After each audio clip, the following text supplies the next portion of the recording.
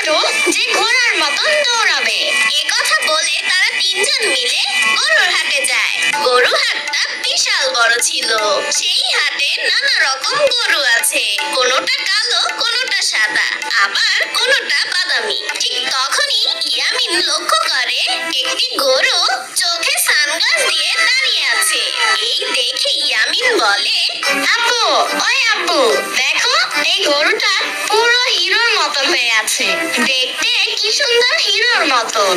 এই গরুটা আমার চাই। হ্যাঁ বাবু, তুমি ভালোই ধরছো। এই গরুটা হচ্ছে সুপারস্টার গরু। ও দিনে 2 বার ফেসিয়াল করে আর মানুষ ওর সাথে সেলফি তুলতে লাইন ধরে দাঁড়ায়। তাই ওর নাম সুপারস্টার কাউ। ওর কিন্তু একটা টিকটক আইডিও আছে, বুঝছো? আরে কি বলছেন? আমরা গরু কিনতে আসছি, কোনো টিকটকার কিনতে আসি নাই। আরে আব্বু, তুমি জানো এই গরুটা ভাইরাল গরু। আমি ওকে দেখেছি, দেখতেও কি সুন্দর কিউট। দেখছো আব্বু? না না ইয়ামিন, চলো, আমরা গরু কিনতে আসছি, কোনো টিকটকার না। চলো সামনে চলো। ইয়ামিনের আব্বু, এই গরুটা দেখো।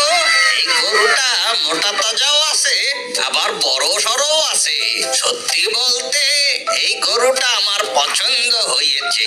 হ্যাঁ চাচা, ওর গায়ে কিন্তু অনেক মাংস আর এই গরুটা কিন্তু